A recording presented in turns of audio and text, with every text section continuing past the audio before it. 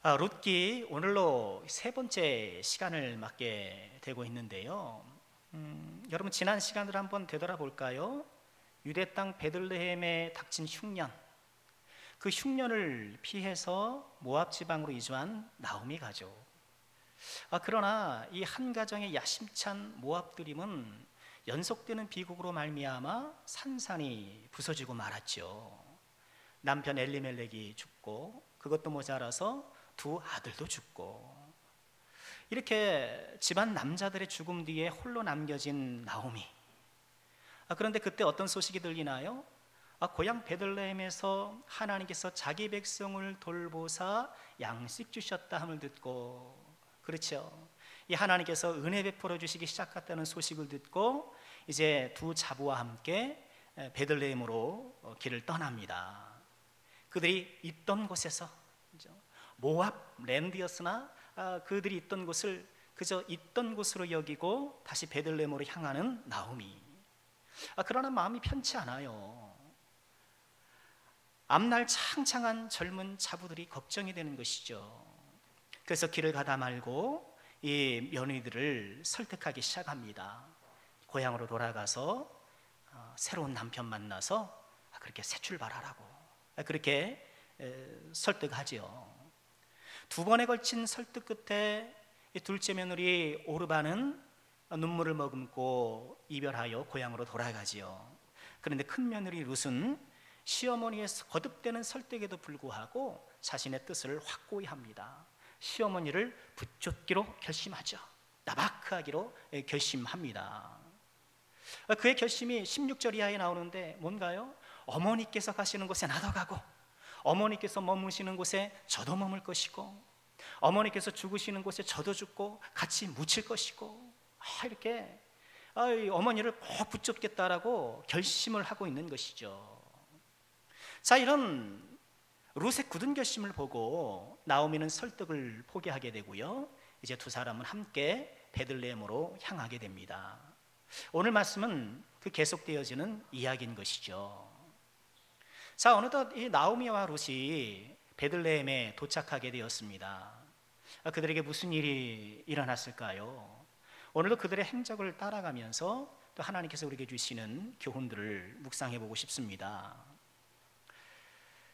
자, 나오미가 베들레헴에 도착하자 이 베들레헴에서는 작은 소동이 일어나요.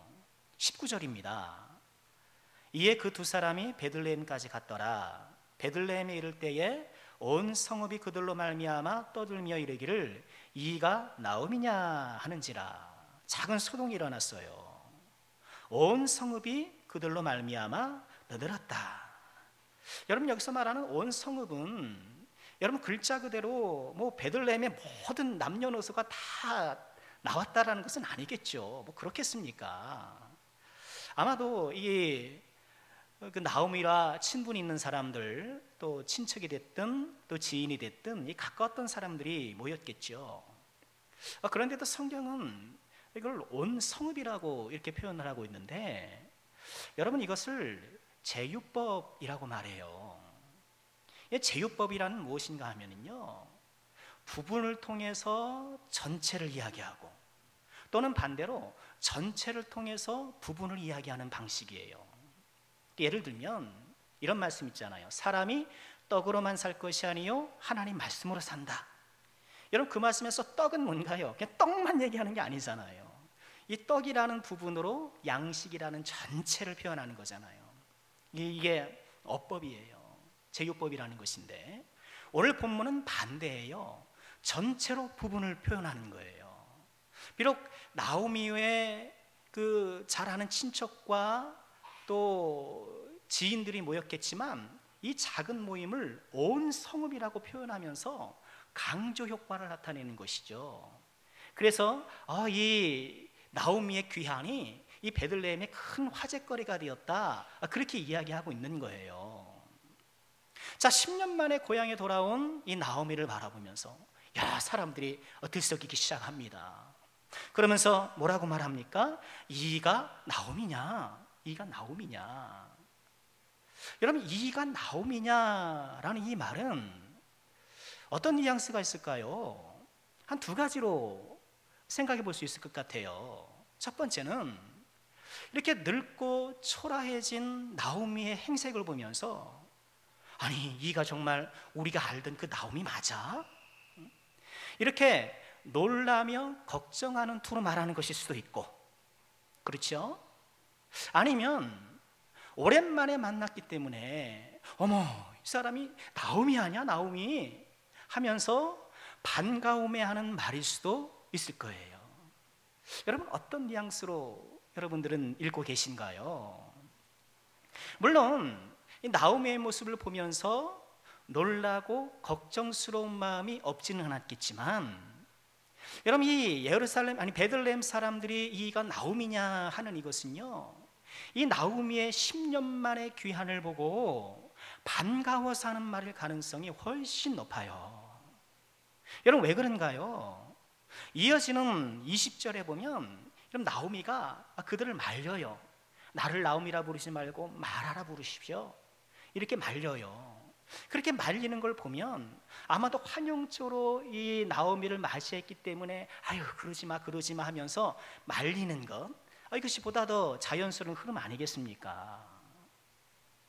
자, 예컨대요 이 19절에서 나오미와 룻의 귀환을 이 룻기가 보도를 하는데, 특별히 베들레헴 사람들이 그녀들을 반갑게 환영하는 측면을 부각시켜주고 있다는 거예요. 여러분 금이 환영이 아니잖아요. 남편도 죽고 두 아들도 죽고, 여러분 얼마나 힘들었겠습니까? 척 봐도 행색이 초라했음이 분명했을 거예요.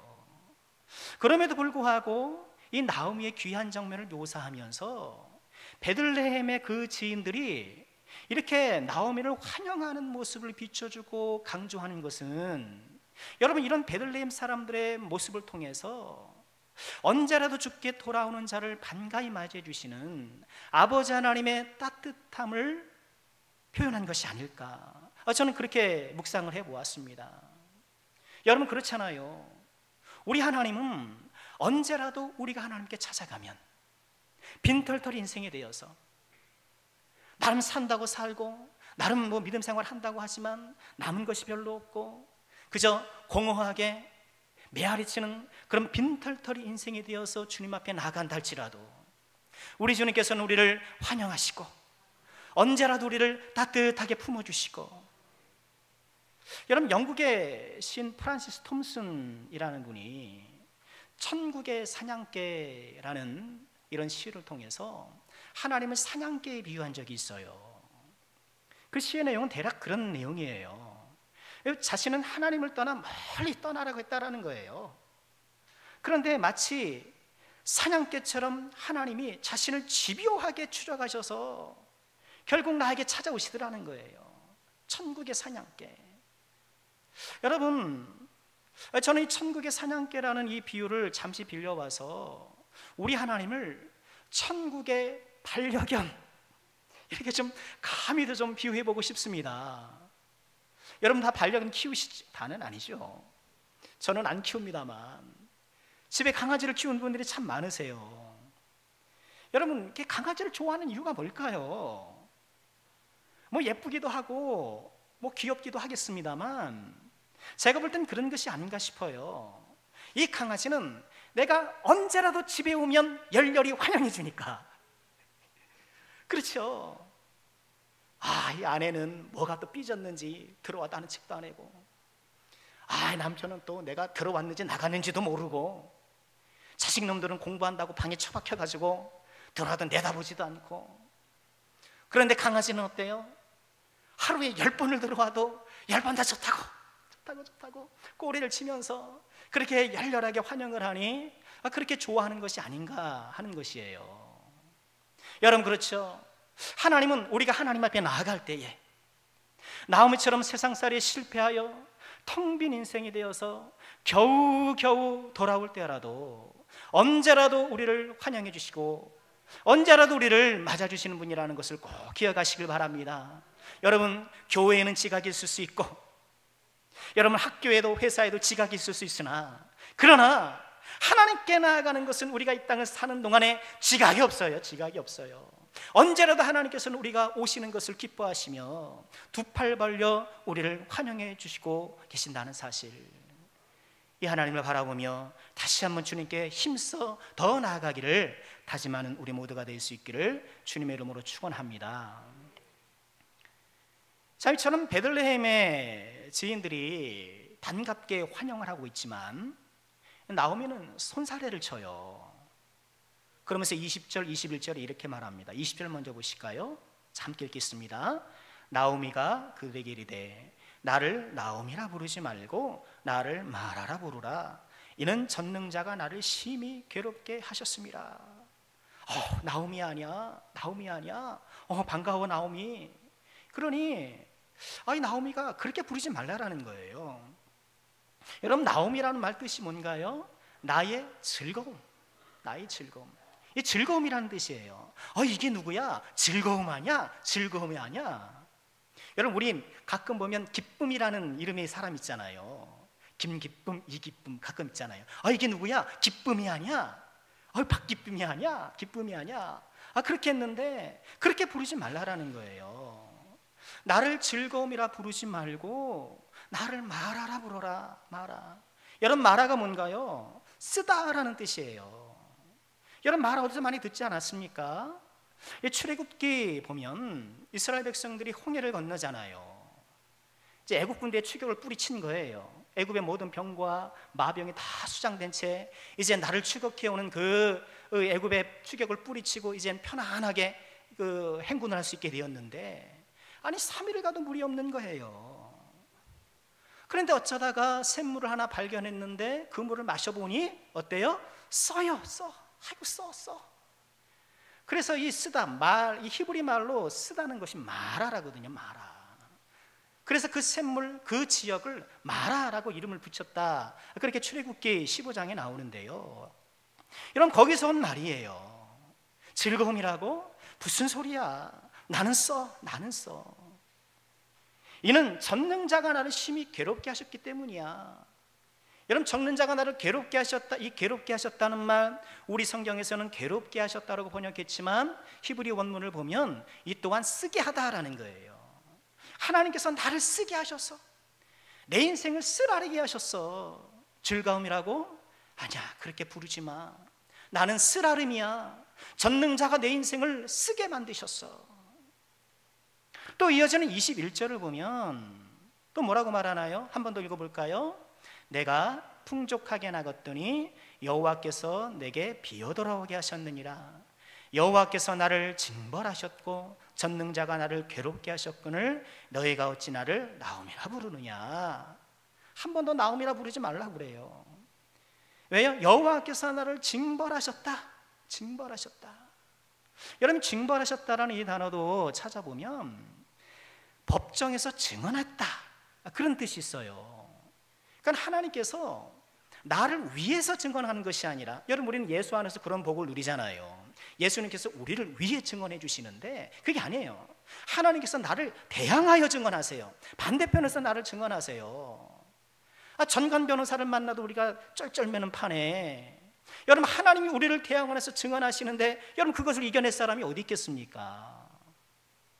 또 21절에 보면 전능자가 나를 괴롭게 하셨거늘, 20절에도 괴롭게 하셨거늘 똑같은 말로 번역이 됐습니다만 21절에 괴롭게 한다라는 말은요, 악하게 하다 또는 악하다고 말하다, 그렇게 번역될 수 있어요. 그러니 21절에서 지금 하는 말은 뭐냐면 여호와께서 나를 대항하여 증언하셔서 나를 악하다 하셨다. 하나님께서 나를 심판하셨다라는 거예요. 내가 지금 하나님이 심판을 받았어. 하나님께서 지금 징벌을 받고 있어. 나는 풍족하게 나갔는데 지금 빈털터리가 되어서 돌아왔어. 그런데 나옴이라고? 아니야, 그렇게 부르지 마. 나는 마라야. 나는 스라림이야. 그렇게 말하고 있는 거예요.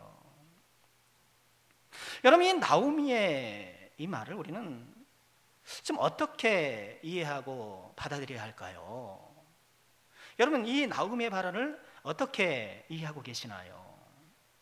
나오미의 이 말은 자신의 고난의 탓을 하나님께 돌리고 하나님을 몹시 원망하고 있는 말처럼 들려요. 또 실제로 그렇게 보는 사람들도 많이 있습니다. 여러분, 그렇게 보는 사람들은, 그렇게 살아가는 사람들은요, 애시당초 처음부터, 애시당초 나오미와 엘리멜렉이 유대 땅 베들레헴을 떠난 것부터가 잘못이라고 생각해요. 여러분, 내가 우리가 첫 시간에도 잠시 살펴보았습니다만, 왜 하나님께서 지정해 주신 그 땅을 떠나느냐 이거예요. 왜 공동체를 떠나느냐? 왜 교회를 떠나느냐? 그렇게 적용하면서 그렇게 교회를 떠나니, 그렇게 약속의 땅을 떠나니 남편 죽고 아들 죽는 혹독한 대가를 치른 것이다. 그냥 그렇게 해석하는 거예요. 그런 연장성산에서 지금 이 나오미의 발언을 보면, 나오미는 어떤 거예요? 이 여전히 정신 못 차리고 있는 거예요. 여전히 그렇게 자기 잘못 때문에 아주 바닥까지 추락하고 쫄딱 망했음에도 불구하고 회개하지 못하고 하나님 탓하고 불평불명하고 있는, 아직도 정신 못 차리고 있다라는 거예요. 여러분, 나오미의 발언은 그렇게도 들려지는 것도 사실이에요. 그렇지만 그것은 적절치 않아 보여요. 왜 그런가 하면, 우리가 첫 시간에도 살펴본 것처럼 이 룻기는 나오미 가정의 불행을 이야기하면서 그 불행에 신앙적이거나 도덕적인 판단을 하지 않아요. 뭐 때문에 이랬다는 식으로 이야기하지 않아요. 어떤 단서를 제공해 주는 것도 아니에요. 그저 담담하게 그들의 고난을 있는 그대로 기술할 뿐이에요. 이런 룻기가 이 나오미 가정의 불행을 있는 그대로 담담하게 표현하는 것은, 여러분, 우리로 하여금 이들의 고난을 그저 담담하게 바라보라는 그런 간접적인 메시지인 것이죠. 성경에 말하지도 않는 원인을 막 찾아내서 애써 그것을 찾아내는 것은 이 룻기를 이야기하고 있는 룻기의 의도와는 맞지 않는 것이죠. 더불어서 오늘 본문 나오미의 발언도 마찬가지입니다. 아직 정신 못 차린, 자기를 깨닫고 회개치도 아니하고 하나님께 원망만 불평만 늘어놓는 그런 정신 못 차리는 여인의 말이 아니라, 여러분, 지금 나오미가 베들레헴에 오게 된 그 계기도 무엇이었나요?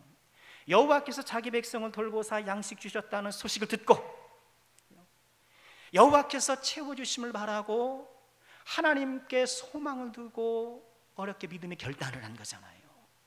베들레헴으로 돌아오는 것부터 그의 믿음이 작용했던 것이고요. 또 여러분 보세요. 나오미가 길을 걷다가 이 앞길 창창한 두 며느리가 마음에 걸려서 돌려보내잖아요. 그들을 설득하며 돌려보낼 때 어떤 말을 합니까? 여호와께서 너희를 선대하기를 원하시며 또 여호와께서 너희를 허락하사 남편의 집에서 위로받게 하시기를 원하며, 이렇게 자녀들을 축복할 때에도 여호와 이름으로 그들을 축복하고 있더라는 거예요. 이 믿음 없는 여인의 모습으로 보기는 어려운 것이죠.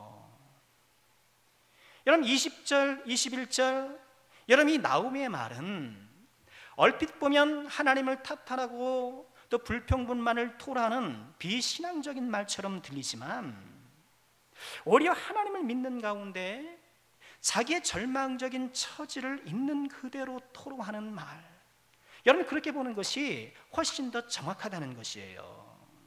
여러분, 우리는 이것을 애가라고 부르는 거예요. 애가란 그거예요. 겉으로는 자기 신세를 한탄하고 때로는 하나님을 원망하는 것처럼 보이지만 그 속에는 여전히 하나님을 신뢰하며 부르짖는 기도, 부르짖는 노래, 여러분, 이것이 애가예요. 애가. 자기 마음속에 있는 모든 울분과 감정을 감추지 않고 꾸미지 않고 그대로 하나님 앞에 토로하며 하나님께 나아가는 것, 여러분, 이것이 애가라는 거예요. 여러분, 성경에는 애가가 가득 차 있어요. 애가가 수두룩해요. 여러분, 시편을 보면, 여러분, 시편은 어떤 성경이죠? 하나님을 뭐 하는 거예요? 찬양하는, 그죠? 맞습니다. 시편은 하나님을 찬양하는 시인 것이 틀림없어요. 그런데 시편을 보면 내 마음이 기쁘고 즐거워서 하나님을 찬양하는 그런 시도 있지만, 자기의 처지를 한탄하며 탄식하는 노래, 애가가 더 많아요. 성경학자들에 따라 조금 차이가 있을 수는 있습니다만, 시편 중에 찬양시는 대략 41개로 보고요, 애가는 이보다 더 많은 54개 이렇게 봐요. 그러니까 시편은 하나님을 즐겁게 찬양하는 것, 소고치고 손뼉치고 하나님을 찬양하는 노래, 우리가 얼핏 그렇게 생각할 수 있지만, 시편의 내용을 들여다보면 하나님께 탄식하고 고통을 호소하고 부르짖는 내용들이 더 많더라는 거예요. 여러분, 우리가 시편을 사랑하는 이유는 뭔가요? 다른 성경, 모든 성경들은 거의 선지자나 사도를 통해서 하나님께서 위로부터 아래로 주시는 말씀이에요. 그러나 시편은 각자의 형편과 처지에서 하나님께 올려드리는 위로 가는 말씀, 아래로 내려오는 말씀이 아니라 아래에서 위로 올라가는 말씀인 거예요. 그래서 시편을 보면 우리 인생들의 형편과 처지, 우리의 마음과 생각, 우리의 감정들이 고스란히 담겨 있어서 우리가 시편에 더 공감하게 되고 또 시편을 더 사랑하고 애착을 갖게 되는 것이죠. 시편의 노래가 나의 노래가 되는 것이지요. 여러분, 그러고 보면 시편에 즐거이 찬양하는 시보다 탄식하며 애통해하는 애가가 더 많다라는 것, 여러분, 그것은 우리 삶이 그렇기 때문인 것 아닐까요? 여러분 어떤가요? 지금 2020년 6월 셋째 주일, 벌써 2020년의 전반전이 다 흘러가고 있잖아요. 여러분, 올해를 돌아볼 때에 여러분, 나는 손뼉치면서 소고치면서 하나님을 찬양할 일이 많은가? 아니면 주여 어느 때까지입니까? 주여 어느 때까지 하며 이렇게 탄식하고 애가를 부를 날이 더 많았는가? 여러분, 우리는 물론 하나님을 즐겁게 찬양하는 날들도 많이 있겠지만 더 많은 일들이 있어서 더 많은 시간 우리는 하나님 앞에 탄식하고 눈물로 애가를 부를 때가 더 많더라는 거예요. 여러분, 그러니 애가는 우리에게 얼마나 소중한 영적 자산인가? 여러분, 또한 고난의 대명사 하면 누군가요? 욥 아닙니까? 욥. 여러분, 욥 하면 어떤 인상이 떠오르나요? 극심한 고난, 그 고난의 쓰나미 가운데서도 하나님을 원망하지 않고 자듬의 믿음을 올곧게 세웠던 그 욥. 그래서 우리가 욥기를 보면서 사랑하는 말씀이 있죠. 욥기 1장 21절이죠. 이르되 내가 모태에서 알몸으로 낳아 싸운 적도 알몸으로 그리로 돌아가올지라. 주신 이도 여호와시요 거두신 이도 여호와시니 여호와 이름이 찬송을 받으실지니라. 얼마나 위대한 말입니까? 재산 다 날아갔죠. 돈 100만 원 잊어먹어도 지금 뭐 잠을 못 잘 판에 10만 원짜리 내가 10만 원 어디다 뒀는지 몰라가지고 그것 때문에 뭐 하루 종일 스트레스 받는 판에 전 재산 다 날아가고 10명의 자녀가 한 날에 다 죽고 자기 몸은 병들고 부인은 하나님을 저주하고 죽으라며 악을 대고 악을 쓰고, 그럼에도 불구하고 욥은 대쪽 같은 믿음으로 그렇지 흔들리지 아니하고 굳게 자기 믿음을 지킨 사람. 여러분, 욥은 그런 믿음을 가진 것이 틀림없습니다. 그러나 욥기의 욥은 그게 전부가 아니에요. 그가 전부가 아니에요. 욥은 자신의 믿음을 지키면서도 극심한 고통에 몸부림을 치더라는 거예요. 욥기서 3장 1절 이하에 보면 이런 말씀이 있어요. 그 후에 욥이 입을 열어 자기의 생일을 저주하니라. 욥이 입을 열어 이르되 내가 한 날이 멸망하였더라면 산의 아이를 베었다 하던 그 밤도 그러하였더라면 그날이 캄캄하였더라면 하나님이 위에서 돌아보지 않으셨더라면 빛도 그날을 비추지 않았더라면 어둠과 죽음의 그늘이 그날을 자기 것이라 주장하였더라면 구름이 그 위에 덮였더라면 흑암이 그날을 덮었더라면 자기 생일을 저주하더라는 거예요. 얼마나 고통했으면, 왜 이렇게 큰 고통 주실 것이면 왜 나를 태어나게 하셨습니까? 그런 몸부림이죠. 또 욥은 또한 자신의 고난을 하나님 탓으로 돌리는 듯한 발언도 해요. 욥기서 9장 17절에 보면 그가 폭풍으로 나를 치시고 까닭없이 내 상처를 깊게 하시며, 뭐 이유라도 알면은 그래도 뭐 수긍이나 가지. 까닭없이 내 상처를 깊게 하시고 나를 숨쉬지 못하게 하시며 괴로움을 내게 채우시는도다. 여러분, 괴로움을 채운단 말이에요. 물에다가 이만큼만큼 잔에다가 채우는 것처럼 내 인생에 괴로움을 하나하나 차곡차곡 쌓아가시더라는 거예요. 욥기서 30장 21절에 보면 주께서 돌이켜 내게 잔혹하게 하시고 힘있는 손으로 나를 대적하셨습니다. 나를 바람 위에 들어 불려가게 하시며 무서운 힘으로 나를 던져버리셨습니다.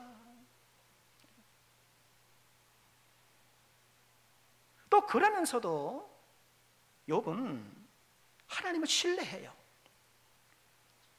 욥기 23장 10절에서는 또 이렇게 말하잖아요. 그러나 내가 가는 길을 그가 아시나니 그가 나를 단련하신 후에는 내가 순금같이 되어 나오리라. 이런 욥기에 등장하는 이 욥을 보면 자신의 처지를 한탄하는 것, 또 하나님을 원망하는 것, 하나님을 신뢰하는 것, 여러분 이것들이 복합되어 있더라는 거예요. 처지를 탄식하는 것과 하나님을 신뢰하는 것 사이에 왔다 갔다 왔다 갔다 왔다 갔다. 여러분, 이런 상태가 우리 인간의 실존의 모습이 아니겠습니까? 우리가 고통을 당할 때, 슬픔을 당할 때에 너무 속상해서 눈물을 나고 하나님이 원망스럽기도 하고, 그럼에도 불구하고 하나님을 또 신뢰하게 되고, 여러분 이것이 바로 애가라는 거예요. 애가. 성경 66권에 애가라는 제목이 들어간 성경이 있죠. 예레미야 애가. 예레미야 애가. 유다가 멸망하는 걸 예레미야가 슬퍼합니다. 참혹하게 짓밟히고 다 황폐하게 되는 것 어떻게 슬퍼하지 않을 수 있습니까? 또 하나님이 왜 이런 고통을 우리에게 허락하십니까? 그러나 동시에 이 모든 고통에서 건져주시리가 또한 하나님이라고 고백하고 있는 거예요. 애가는 나의 고통을 한탄하고 나의 잿더문이라도 그러나 그것을 허락하신 하나님께 대한 섭섭함도 드러내고, 그러면서 동시에 하나님을 끝까지 신뢰하는 신뢰가 담겨 있고, 어떤 면에서 이 애가라는 것은 이 복잡한 감정의 덩어리예요. 그러나 여러분이 애가는 다만 복잡한 감정의 토로가 아니라 하나님에 대한 신뢰와 섭섭함을 왔다 갔다 하는 그런 단순 진자운동이 아니라 하나님을 신뢰하고 또는 하나님을 섭섭해하게 하는 이 두 지점을 나섬처럼 회전하면서 결국 상승해 나아가는, 여러분 그것이 바로 애가라는 거예요. 애가를 부를 때에 그 속에는 하나님에 대한 섭섭한 원망이 담겨 있지만, 그러나 그 안에는 하나님을 향한 영원한 신뢰와 하나님을 향한 소망이 있기에 이런 모든 섭섭함과 신뢰 사이에서 우리의 믿음이 상승해 나가는, 여러분 애가가 그런 영적인 축복을 우리에게 준다라는 거예요. 여러분 애가는 이처럼 우리에게 소중한 것이고 우리가 놓쳐서는 안 되는 영적인 자산임에도 불구하고, 여러분 우리 현실 신앙을 보면 애가를 외면하는 경우가, 애가를 꺼리는 경우가 적지 않더라는 거예요. 고난 가운데 힘들어하고 슬픔 가운데 슬퍼하면 마치 믿음이 없는 것처럼 그렇게 비춰지고 그렇게 생각해요. 하나님 어떻게 이럴 수 있습니까? 하나님께 원망초에 말 한마디라도 하면 마치 날벼락이라도 칠 것처럼 그렇게 하나님을 두려워하고, 여러분 욥의 대쪽 같은 믿음만 알고 그의 애가는 모른 채 믿음을 마치 어떤 외부의 요인에도 전혀 미동하지 않는, 그래서 아주 전혀 흔들리지 않는 그런 것으로 생각하는 거예요. 그 고통과 슬픔이라는 엄연한 현실을 부정하고 거기에 따르는 자연스러운 나의 감정을 부정하고 그렇게 센 척하더라는 거예요. 센 척하면서 거짓 위선 속으로 숨어 들어가서 자신의 믿음을 포장하며 그것이 믿음인 양, 그게 믿음이 좋은 것인 양 그렇게 생각할 때가 있다는 거예요. 여러분 그러다 보니 어떻습니까? 고통 가운데 심연하는 그런 형제자매들을 그 고통을 공감하고 위로해 주기보다는 자꾸 정죄하는 마음이 드는 거예요. 아유, 장로가 됐으면 좀 저 정도는 좀 이겨내야지. 권사가 됐으면 저런 슬픔을 좀 빨리 털어내야지. 자기가 당해보지 않고 그 고통을 공감하지 못하고, 여러분 그렇게 사랑 없는 소리를 하게 될 때가 있다라는 거예요. 장로가 돼서 권사가 돼서 뭐 집사가 돼서 목사가 돼서 뭘 저렇게 슬퍼하고 고통스러워하느냐. 여러분 그렇게 정죄적으로 말할 때가 있고, 여러분 그러니 은연중에 우리 사이에는 아프다도 아프다 소리를 안 해요. 내 인생에 시련이 닥쳐왔는데 말 안 해요. 내가 힘들어하고 슬퍼하는 것, 믿음이 없는 것처럼 비춰지니까. 애가를 잃어버린 성도는 거짓 위선으로 자기 자신을 꾸미게 되고, 그가 맞닥뜨린 고통과 슬픔의 현실보다 더 불행한 영적 질병을 겪게 되는 것이에요. 무엇보다 하나님을 향하여 마음을 활짝 열고 나아가지 못하니 그 마음에 하나님께서 들어와 위로와 축복을 주시기가 어려운 거예요. 사랑하는 성도 여러분, 애가를 부를 때 하나님이 찾아주시고 애가를 부를 때 하나님의 은혜가 임한다는 것을 꼭 믿으시길 바랍니다. 나의 현실과 감정을 부정하는 위선의 탈을 벗고 하나님 앞에 내 모습 그대로 나아가 토로하며 애가를 부르며 나의 마음으로 활짝 열어 형편과 감정을 가감없이 주 앞에 내어드리는 것, 여러분 그럴 때에 하나님의 위로와 회복의 은총이 우리에게 임하게 되는 것입니다. 우리가 애가는 우리를 하나님께로 더 가깝게 인도하는 길이고요, 애가는 하나님의 회복의 은혜가 우리에게 임하는 길이에요. 우리와 하나님 사이의 길을 우리가 무엇으로 열 수 있습니까? 예수께서 닦아놓으신 이 길을 우리가 무엇으로 나갈 수가 있겠습니까? 애가로 나아가는 거예요. 애가로 나아가는 것. 하나님, 우리가 기쁨에 찬 마음으로 하나님을 찬양하는 것도 듣기 원하시지만 하나님께서 우리에게 듣고 싶어 하시는 것은 애가예요. 애가. 왜 그런가요? 하나님은 우리가 우리 속에 있는 모든 것을 그대로 고백할 수 있는 아버지가 되고 싶어 하세요. 그거예요. 하나님은 내 속에 있는 모든 것들을 그대로 다 내어드리는, 그렇게 하나님 앞에 나를 다 내어드릴 수 있는 그런 아버지가 되고 싶어 하시는 거예요. 여러분, 하나님께 좋은 모습 보여드리려고 하지 마세요. 하나님은 우리가 꾸며낸 좋은 모습보다 우리의 있는 그대로의 모습을 더 좋아하세요. 우리가 있는 모습 그대로 하나님께 나아갈 때에 우리를 좋은 모습으로 만들어 주시는 거예요. 고통 중에 있습니까? 슬픔 중에 있습니까? 주님께 나아가세요. 나의 아픔과 슬픔을 그대로 말씀하세요. 하나님 힘들어요. 하나님 속상해요. 하나님 아파요. 왜 하나님 저에게 이런 걸 허락하셨나요? 하나님 왜 저에게 이런 걸 허락하셨나요? 하나님 섭섭해요. 근데 하나님 아시죠? 저 하나님 사랑해요. 애가를 부르시기 바랍니다. 애가를 부르며 주 앞에 나아갈 때에 세상에 줄 수 없고 세상에 올 수 없는 그 하늘의 평온으로 우리를 붙들어 주실 것입니다.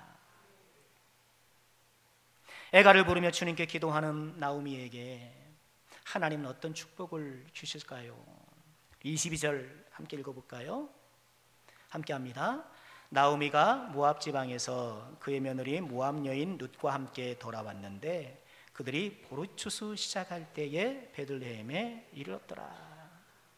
자, 1장을 마무리하면서 마지막 22절, 나오미가 돌아왔다 보도록 하는데, 여러분 돌아왔다는 이야기는 이미 19절에서 한번 했잖아요. 근데 또 해요. 그런데 22절에 이 돌아왔다라는 보도에는 19절에 없던 두 가지가 추가되어 있어요. 하나는 그의 며느리 모압 여인 룻과 함께 돌아왔다는 거예요. 여러분, 룻기를 따라서 이른바 룻기를 드라마라고 생각하고 룻기의 이 묘사들을 카메라라고 생각하면 이 베들레헴에 도착한 이 나오미와 이 룻을 이 카메라맨이 따라가는데 맨 처음에는 뭘 보여줘요? 지금 베들레헴 사람들이, 온 성읍 사람들이 나와서 이게 나오미야 하면서 환영하는 모습을 비춰줘요. 그리고 이내 그 카메라는 이동을 해서 그들의 환영을 만류하고, 아유, 나 나오미 아니야, 난 마라야 하면서 하나님께 애가를 부르는 이 나오미를 비춰주다가, 이 나오미의 애가가 끝난 후에 이제는 누구를 비춰주고 있는 거예요? 나오미 옆에 있는 그의 며느리 모압 여인 룻을 비춰주고 있는 거예요. 여러분, 나오미의 이런 애가 뒤에,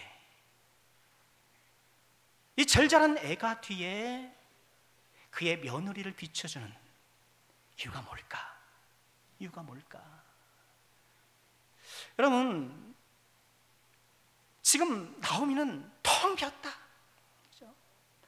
다 잃어버리고 빈털터리가 되었다라고 지금 애가를 부르고 있지만 성경은 뭐라고 얘기하는 거 아니야?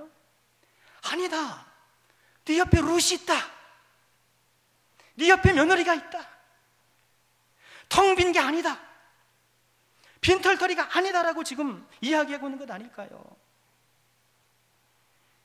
이 나오미에게 며느리 룻은 어떤 존재일까? 여러분이 나오미에게 룻의 가치를 저는 고린도전서 10장 13절에 비추어 한번 표현해 보고 싶어요. 고린도전서 10장 13절, 우리가 잘 아는 말씀이죠.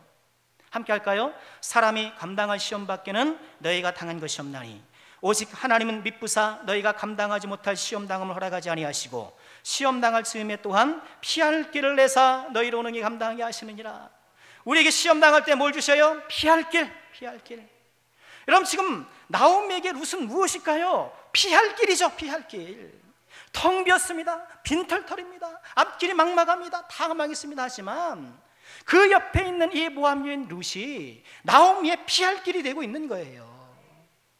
여러분, 그렇습니다. 여러분, 정말 그렇잖아요. 이어지는 이야기를 보면 늙어 일하기 힘든 이 나오미를 대신해서 룻이 나가서 이제 추수밭에 가서 일을 하지 않습니까?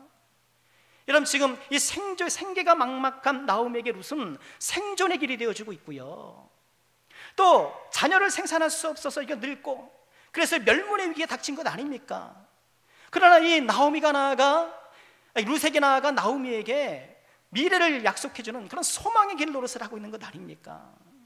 여러분, 여기서 우리가 무엇을 보게 됩니까?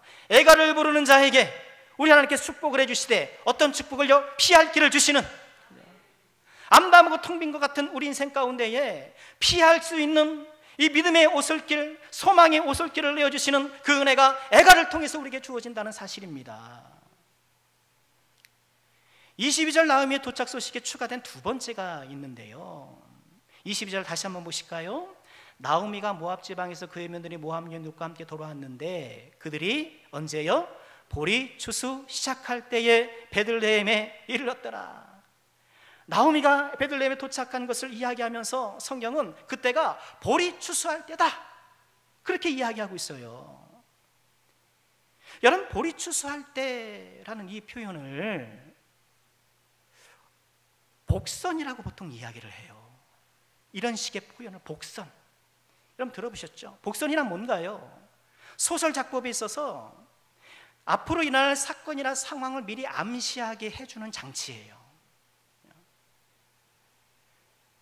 보리 추수 시작할 때라는 이 말을 통해서 이 추수가 주는 풍성한 이미지, 이 이미지를 통해서 우리가 뭐를 기대하고 예상하는 거예요? 아, 지금 텅 빈 나오미 인생이 마치 추수의 풍성함처럼 가득 채워지리라, 그것을 기대하게 되는 거예요.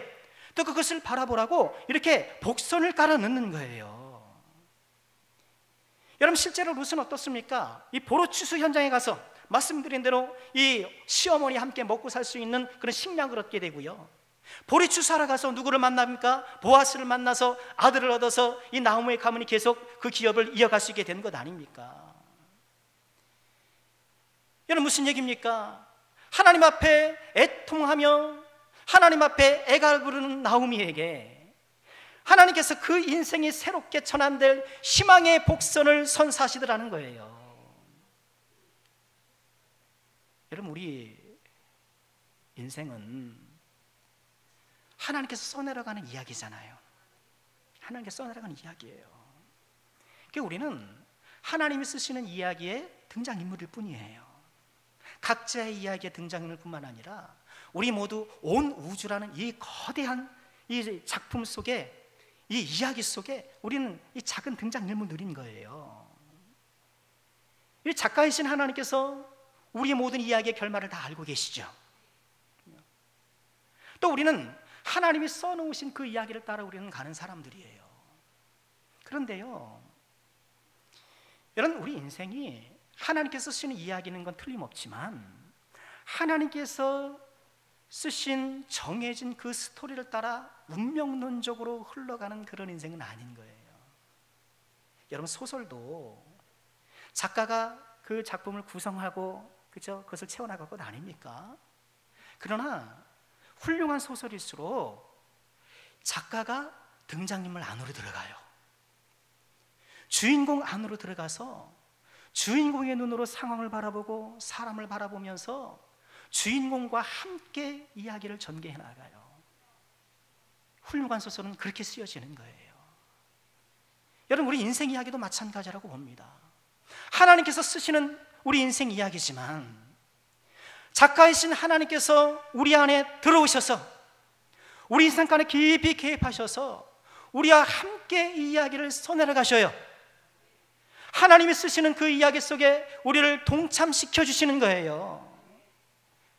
우리가 하나님께 써내려가는 우리 인생 이야기 가운데에 희망의 복선은 과연 무엇인가?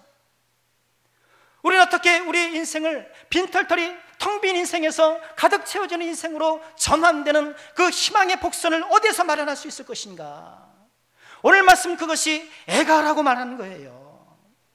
하나님 앞에 우리의 마음을 활짝 열고 나의 모든 모습을 가감없이 주께 나아가 눈물을 흘리며 애통하며 잡아가며 모든 것을 주님께 내어드리는 이 열린 마음으로 애가를 부르며 주 앞에 나아갈 때에 그 애가를 통해 우리 인생 가운데 희망의 복선이 마련되어지고, 아니 그 애가 자체가 희망의 복선이 아니겠습니까? 애가를 통해 세워지는 이 희망의 복선을 따라가시길 바랍니다.